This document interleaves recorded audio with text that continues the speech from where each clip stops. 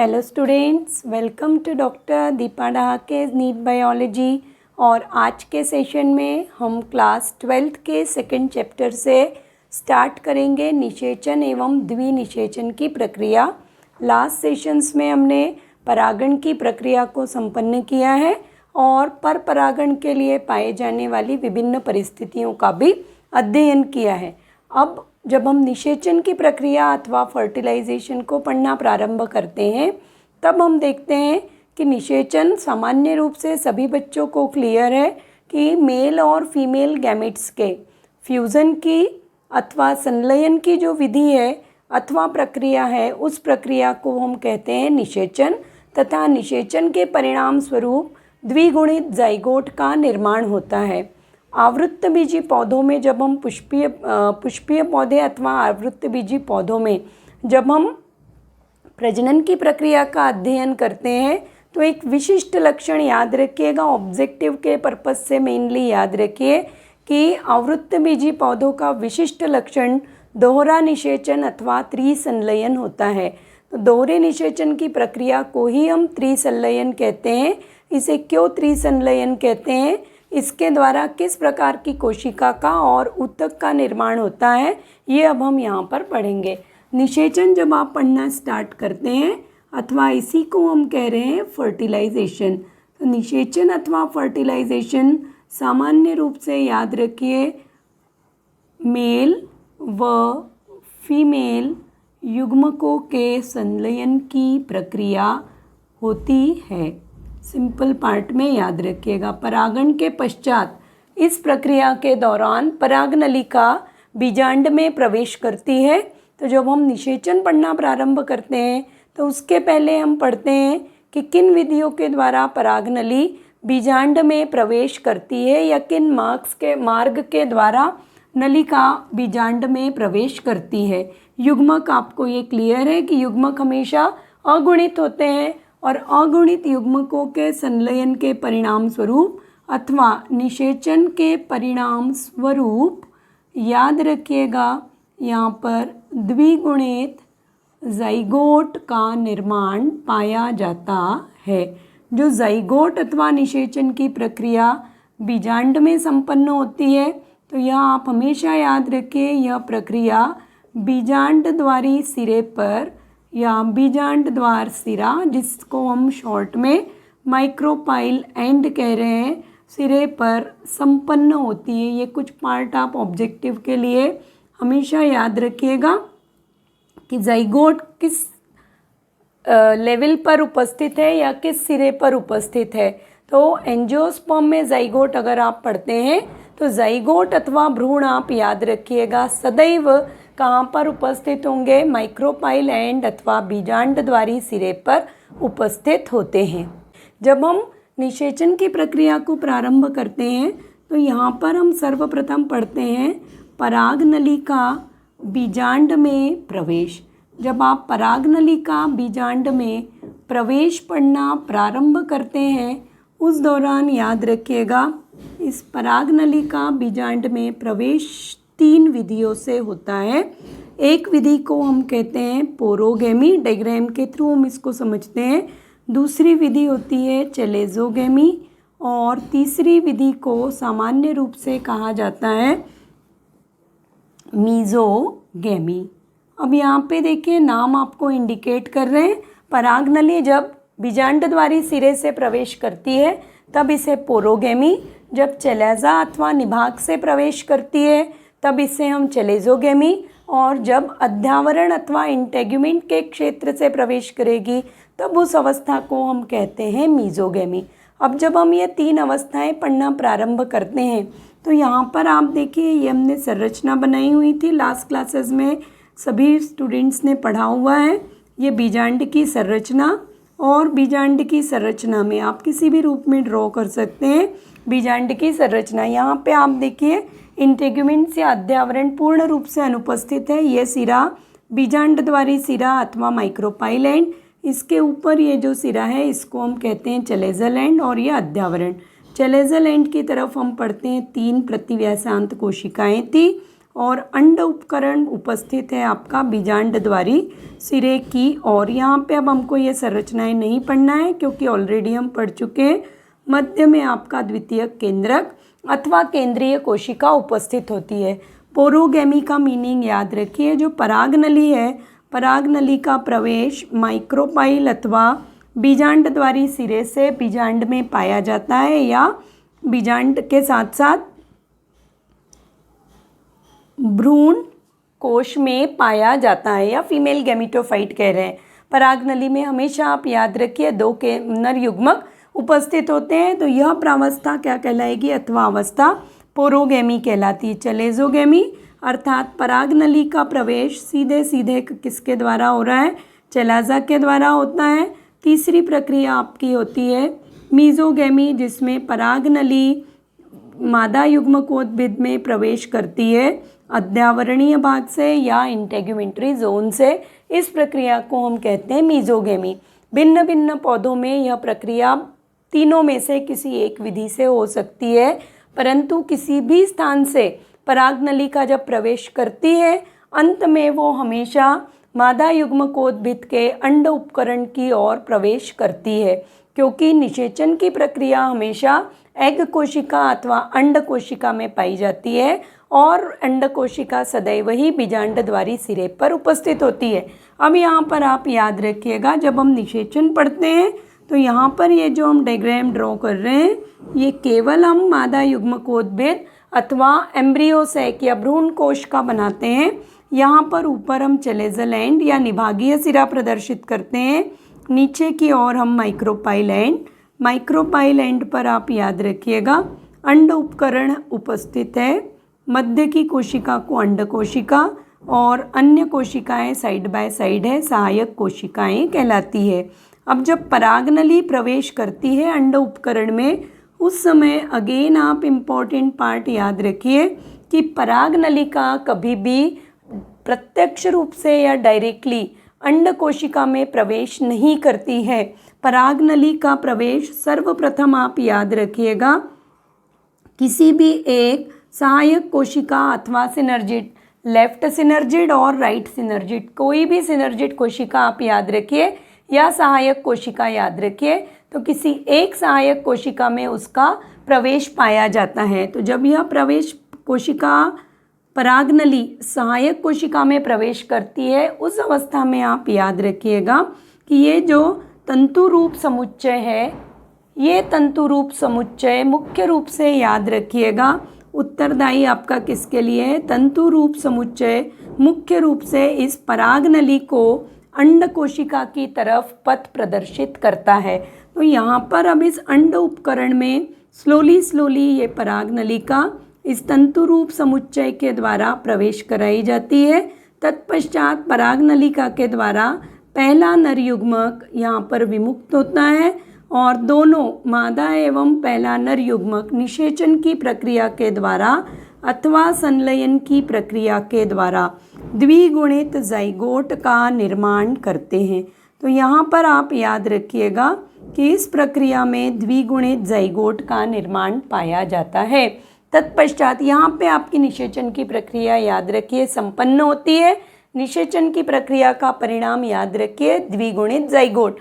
तत्पश्चात ये परागनलिका अंड कोशिका से होते हुए प्रवेश करती है केंद्रीय कोशिका में तथा केंद्रीय कोशिका के मध्य में। अब हम दोहरा निषेचन पढ़ना प्रारंभ करते हैं। तो दोहरे निषेचन की प्रक्रिया में याद रखिएगा कि परागनलिका केंद्रीय कोशिका के संपर्क में आके द्वितीय केंद्रक को या द्वितीय नर युग्मक को विमुक्त करती है। परिणाम स्वरूप यह द्वितीय नर युग्मक और द्वितीय केंद्रक दोनों संलयन करते हैं और संलयन के पश्चात एक त्रिगुणित केंद्रक का निर्माण करते हैं। यह त्रिगुणित केंद्रक आपका कहलाता है प्राथमिक भ्रूणपोष कोशा अथवा प्राथमिक भ्रूणपोष केंद्रक। जब आप कोशा कहते हैं तो इसको PEC प्राइमरी एंडोस्पर्म सेल अथवा प्राइमरी एंडोस्पर्म न्यूक्लियस कहा जाता है। इसमें आप याद रखिएगा कि जो प्लॉइडी लेवल आपका क्वेश्चन आता है कि गुणिता का स्तर या प्लॉइडी का स्तर क्या होता है। प्लॉइडी का स्तर अगर कहीं भी पूछा जा रहा है, बहुगुणिता का स्तर पूछा जा रहा है, इसका मीनिंग होता है कि क्वेश्चन में गुणसूत्र की संख्या को पूछा जाता है। तो यहाँ पे याद रखिए गुणसूत्र की संख्या त्रिगुणित होती है, क्योंकि जो द्वितीय केंद्रक है वह द्विगुणित है और नर युग्मक अगुणित होते हैं और दोनों संलयन के पश्चात त्रिगुणित अथवा 3n केंद्रक का या कोशा का निर्माण करते हैं। और जाइगोट आप याद रखिए कि जो जाइगोट निर्मित हो रहा है यह जाइगोट आपका द्विगुणित है। अब आप इस प्रक्रिया को दोहरा निषेचन पढ़ रहे हैं, क्यों हम कहते हैं? क्योंकि नाभिकों के या केंद्रकों के संलयन की प्रक्रिया या निषेचन की प्रक्रिया दूसरी बार होती है, अतः इसे दोहरा निषेचन कहा जाता है। अब जब हम दोहरा निषेचन अथवा डबल फर्टिलाइजेशन पढ़ना प्रारंभ करते हैं तो दोहरा निषेचन आप याद रखिएगा, दोहरा निषेचन सर्वप्रथम महत्वपूर्ण क्वेश्चन ये ऑब्जेक्टिव में आ चुका है। नवास्चीन नामक वैज्ञानिक ने सर्वप्रथम दोहरे निषेचन की खोज की। तो ये पार्ट याद रखिए कि नवास्चीन ने सर्वप्रथम दोहरे निषेचन की खोज की। तत्पश्चात आप देखते हैं कि दोहरा निषेचन जो है, दोहरा निषेचन आवृत्त बीजी अथवा पुष्पीय पौधों का विशिष्ट लक्षण है। तो आवृत्त बीजी का विशिष्ट लक्षण आपका दोहरा निषेचन होता है।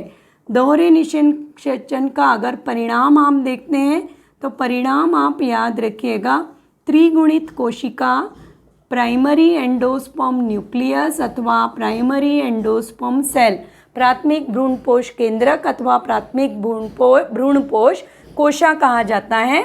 और इसके पश्चात आप याद रखिएगा कि अगर आप डेफिनेशन दे रहे हैं तो याद रखिए द्वितीय केंद्रक तथा द्वितीय नर युग्मक, द्वितीय केंद्रक द्विगुणित, नर युग्मक अगुणित के निषेचन की प्रक्रिया को हम दोहरा निषेचन कहते हैं। केंद्रकों में दूसरी बार निषेचन हो रहा है, इसलिए इसको आप कह रहे हैं दोहरा निषेचन। और यहाँ पे इस प्रक्रिया को हम त्रिसंलयन भी कहते हैं। विशिष्ट रूप से याद रखिए कि इस प्रक्रिया में 3 केंद्रकों का संलयन पाया जाता है। इस प्रक्रिया में 3 अगुणित केंद्रकों का संलयन पाया जाता है, अतः इसे त्रिसंलयन कहा जाता है।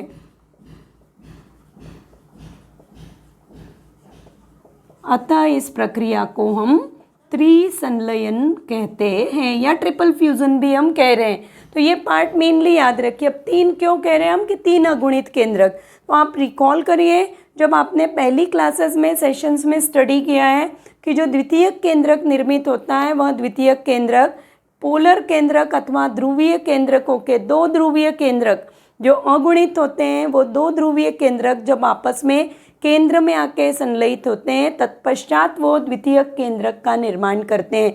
तो द्वितीय केंद्रक में वास्तविक रूप में 2 अगुणित ध्रुवीय केंद्रक उपस्थित होते हैं और 1 अगुणित केंद्रक द्वितीय नर युग्मक का होता है। इस प्रकार 3 अगुणित केंद्रक संलयन करते हैं, अतः इस प्रक्रिया को त्रिसंलयन कहते हैं।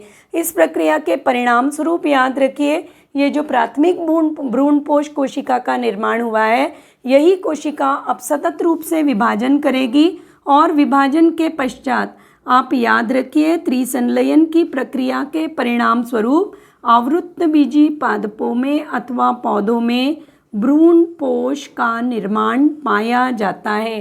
भ्रूणपोष या इसी को हम कह रहे हैं एंडोस्पर्म, तो भ्रूणपोष अथवा एंडोस्पर्म का निर्माण पाया जाता है। यह जो भ्रूणपोष है आवृत्त बीजी में, ऑब्जेक्टिव के लिए अब थोड़ा ध्यान दीजिएगा इस पार्ट पे, आवृत्त बीजी पौधों में भ्रूणपोष निषेचन की प्रक्रिया के पश्चात निर्मित होते हैं और यह भ्रूणपोष प्लॉइडी लेवल में त्रिगुणित होते हैं। परंतु अगर आपने क्लास 11th में अनावृत बीजी पादप अथवा जिम्नोस्पर्म्स को स्टडी किया है, तो अनावृत बीजी में यह भ्रूणपोष अगुणित होते हैं। ये बिल्कुल याद रखिएगा क्योंकि पाइनस के लिए बार बार क्वेश्चन आ रहा है, नीट में पहले एग्जाम्स में आ चुका है कि पाइनस के भ्रूणकोश के केंद्रक संख्या के कितनी होती है या के भ्रूणपोष का स्वभाव। तो पाइनस में भ्रूणपोष याद रखिए, पाइनस किसको बिलोंग करते हैं, अनावृत बीजी।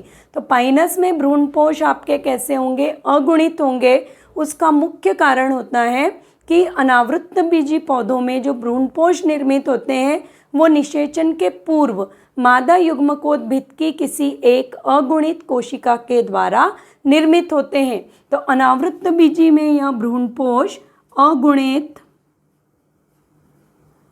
होते हैं, पहला याद रखिए। दूसरा, ये निर्मित किसके द्वारा हो रहे हैं, इनका निर्माण निषेचन पूर्व पाया जाता है और इसीलिए ये कोशिकाएं या संरचना अगुणित होती, निषेचन पूर्व होता है तथा भ्रूणपोष वहाँ पे किससे निर्मित हो रहा है, मादा युग्मकोद्भिद की अगुणित कोशिका से निर्मित होता है। तो ये पार्ट इतना याद रखिएगा। अब यहाँ पर हम पढ़ते हैं, अगर आप इस डायग्राम को थोड़ा रफ करिए, और अब हम यहाँ पर देखते हैं कि जब निषेचन और त्रिसंलयन दोनों प्रक्रियाएं संपन्न हो गई, उसके पश्चात आप देखिएगा यहाँ पर केंद्र में एक त्रिगुणित केंद्रक का या कोशिका का निर्माण हुआ। सिनर्जिट कोशिकाएं अथवा सहायक कोशिकाएं धीरे धीरे विनष्ट हो जाती है और माइक्रोपाइल अथवा बीजांडद्वारी सिरे पे केवल द्विगुणित जाइगोट रहता है। अब जब ये आपका परिवर्तन प्रारंभ होगा तो यहाँ पर आप याद रखिए, जब प्रक्रियाएं होती हैं निषेचन और द्विनिषेचन, तो निषेचन की प्रक्रिया के द्वारा जाइगोट का निर्माण पहले होता है और द्विनिषेचन अथवा दोहरे निषेचन की प्रक्रिया के द्वारा त्रिगुणित केंद्रक अथवा त्रिगुणित प्राथमिक भ्रूणपोष कोशिका का निर्माण बाद में होता है। परंतु जब विभाजन होगा और इनका विकास प्रारंभ होता है, तो विकास अथवा डेवलपमेंट की प्रक्रियाओं में याद रखिए यह त्रिगुणित केंद्रक पहले विकसित होगा या पहले विभाजन के द्वारा भ्रूणपोष का निर्माण करता है। जब आवृत्तबीजी पौधों में भ्रूणपोष का बीजांड में कुछ मात्रा में निर्माण होगा, उसके पश्चात ही ये जाइगोट याद रखिए विभाजन के द्वारा भ्रूणीय परिवर्धन में जाता है। तो ये 3n अब याद रखिए किसका निर्माण करेगा, सतत समसूत्री विभाजनों के द्वारा भ्रूणपोष का निर्माण करता है। और इसके पश्चात जब भ्रूणपोष निर्मित हुआ उसके पश्चात यह द्विगुणित जाइगोट याद रखिएगा, यह द्विगुणित जाइगोट मुख्य रूप से आपका किसका निर्माण करेगा, भ्रूणीय परिवर्धन की प्रावस्थाओं से होते हुए भ्रूण अथवा एम्ब्रियो का निर्माण करता है। इस एम्ब्रियो के विकास के लिए एवं निर्माण के लिए जो भोज्य पदार्थ अथवा पोषक तत्व आवश्यक होते हैं, वो समस्त पोषक तत्व भ्रूणपोष के द्वारा स्थानांतरित किए जाते हैं। इसलिए आप जब भ्रूणपोष परिवर्धन पढ़ना हम प्रारंभ करेंगे तो वहाँ पे हम पढ़ते हैं कि भ्रूणपोष का परिवर्धन पहले होता है, जाइगोट का परिवर्धन बाद में होता है। परंतु निर्माण अगर देखते हैं तो जाइगोट का निर्माण पहले होता है, भ्रूणपोष कोशिका का निर्माण या प्राथमिक भ्रूणपोष केंद्रक का निर्माण बाद में पाया जाता है। तो ये पार्ट इतना याद रखिएगा यहाँ पर। इसके पश्चात नेक्स्ट सेशन में हम लोग आज इतना ही पढ़ेंगे। नेक्स्ट सेशंस में हम लोग पढ़ेंगे कि भ्रूणपोष क्या है, और भ्रूणपोष 3 प्रकारों के होते हैं। एनसीईआरटी में हम केवल 2 ही प्रकार पढ़ते हैं, कोशिकीय प्रकार के भ्रूणपोष और केंद्रकीय प्रकार के भ्रूणपोष। तब तक नेक्स्ट सेशन तक वो हार्डवर्क करते रहिए। जो आपने गोल सेट किया हुआ है, जिन बच्चों जो स्टूडेंट्स बोर्ड के प्रिपरेशन कर रहे हैं वो बोर्ड के लिए सेटअप करिए अपना एक बहुत अच्छा गोल, और जो नीट के लिए स्टूडेंट प्रिपेयर कर रहे हैं वो प्रिपरेशन इतनी स्ट्रॉन्ग रखिए कि डू एंड डाई कंडीशन में आपको नीट में सिलेक्शन लेना ही है। ठीक है, पहले के जो चैप्टर्स हैं या इनके अलावा किसी और चैप्टर में आपको कहीं डिफ़िकल्टी आ रही है तो आप वो डिफ़िकल्टीज़ और टॉपिक्स मुझसे डिस्कस कर सकते हैं। और नेक्स्ट सेशन तक stay motivate, stay blessed and kindly subscribe my channel, like my videos and share my videos.